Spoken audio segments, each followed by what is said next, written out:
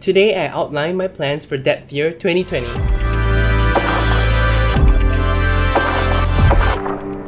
I don't know if you guys are new to my channel. If you are, last year I had a breadth year, and what a breadth year is the opposite of a depth year. And talk about a lot of books like Range by David Epstein talk about getting a broad sense of the world, learning many different things. Having all these different skills can actually improve your life.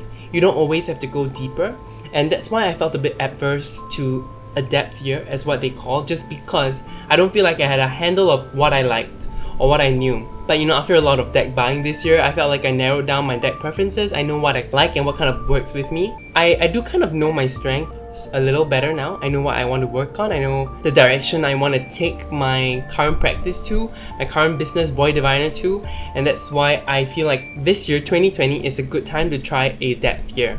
If you enjoy my content, please feel free to leave a like and subscribe. Also comment and tell me about your depth year experience if you have done it before, because this is my first time in my first year. Okay, before I dive in, what is a depth year? The idea of a depth year came from a person called David Kane, and he wrote a great article on his website, and I think you guys can just Google depth year. His website will appear immediately. I'm going to read from his article what the whole idea of a depth year is. After you're established in your career and you have some neat stuff in your house, you take a whole year in which you don't start anything new or acquire any new possessions you don't need. Okay, so I do really love this idea. I don't feel like I'm especially established in my career, to be honest. So I do want to give myself some leeway here also. And again, it's really hard for me not to acquire things I want. I find it really hard, but I think I work well with rules. So I'm setting some rules, giving myself still some leeway to enjoy the things I want to enjoy, and yet pursue a depth year in my own scope.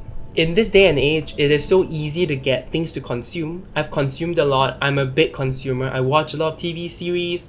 I get a lot of ebooks, even though I don't read all of them. I do all those things. I'm a course junkie. I love courses. I bought like most of Benabel Wen's courses, for example. I've bought courses about witchcraft. I bought courses about coding. I've bought so many courses, and guess what? I'm not a master at any of the things. That's a problem for me, right? I take expensive feng shui courses, really expensive ones, and at the same time, if you ask me to look at my own room right now, I don't know what's right, I don't know what's wrong, and I don't know what I need to do to take my practice to the next level, and it scares me, and this fear makes me procrastinate and then go and jump and learn something new. So this year, I really want to sit down and pursue all these things. My theme of the year, somehow this message kept coming to me at the end of 2019, which is to consume less and create more. And so my word of the year is create. Create and not consume. That's my hope for my 2020. To put it simply, I'm hoping to only get a maximum of 5 decks this year. 5 decks in 2019. Not the decks I receive, but the decks I order. Minus a few decks that I already promised to buy at the end of last year, because my friends asked me if I wanted to get them. So because shipping, shared shipping is cheaper, I already agreed those I would not count. I only will start at this point in time, which is today, 1st of February or whatever date it is. I honestly don't remember what date today is. My plan is to only have 1 deck in the first half of the year. Why 1 deck? Is just because I've already ordered many decks that are coming. I have the Mythical Creatures Tarot by Baba Studios coming. I have the Orion's Tarot coming. I have already ordered my friend's deck, the Tarot of Passing Showers. Her YouTube handle is the Slightly Chipped Moon, if you want to check her out. So she just created her own deck as well. So those are 3 decks already that is coming towards me, including one that might be coming either May or June or July, which is the Materia Prima deck by Uzi. So I have all these luxurious, expensive, beautiful decks that are coming, and I want to devote time to them. So I don't want to order something new in the first half of the year. At the same time, why I'm giving myself this one is just because there's a Kickstarter deck that I might have my eye on and I might order, so I'm holding on, and I'm giving myself that leeway to order that deck in the first half of the year. So for the second half of the year, I'm letting myself order 4 decks. There are many decks on my wish list right now, and so I need to really sit with them and see what 4 decks I want to order in the second half of the year, if I want to order them at all. Hopefully I'll be able to work with the decks I already have and feel connected enough to them to not want that second deck. For example, I've been using the Buddha Tarot as a replacement for the Alchemical Tarot of the Magnum Opus. At the same time, they are not really equivalent even though they were by the same author. So I still am giving myself that leeway for buying it in the second half of the year after I've used more of the Buddha Tarot to try to sake that thirst that I have for the Alchemical Tarot of the Magnum Opus. Okay, so again, just repeat, 1 deck for the first half of 2020 and 4 decks for the second half of 2020 tentatively. If I can meet below those numbers, I would be more than happy. Also, one caveat, of course I can receive gifts in form of decks from friends.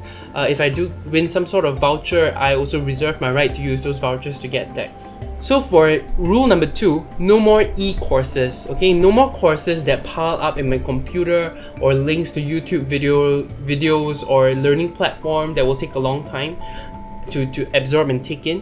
Why? It's just because I'm an e-course junkie. I always have aspirations to become something or someone, and that's why I buy so many courses thinking I can absorb them and become better at something, but I don't actually do them, and then that hurts me and hurts my pocket. You know, so no more e-courses for me this year in 2020. Why? Also is because I already have subscriptions to Team Treehouse for coding. I have Udemy, many courses on Udemy.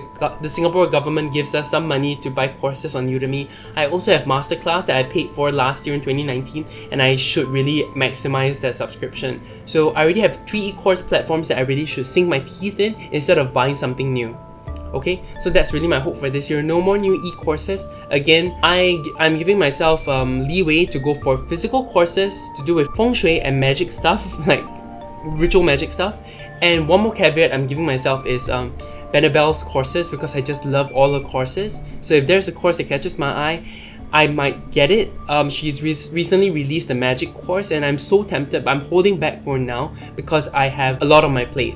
So I'm giving myself that caveat, but I'm trying my best not to buy that. The third rule this year for 2020 is no more crystals. I have so many crystals and I don't know how to work with crystals. I don't work with crystals, I don't sit with them, I don't meditate with crystals, I don't use them. I just leave them around to get good vibes, whatever that means. And I don't think that is a good enough excuse to buy more and more crystals. Again, caveat, if I win crystals on giveaways or if I get vouchers, I will spend them and I'll get crystals for myself. But apart from that, I will not allow myself to use my own cash to buy crystals. So no more crystals in 2020 except for giveaways, gifts, vouchers that I get. Otherwise, no more crystals. For rule number 4, if I buy a new tarot deck, I need to think about selling one tarot deck in my collection to replace with the one I'm getting. Okay?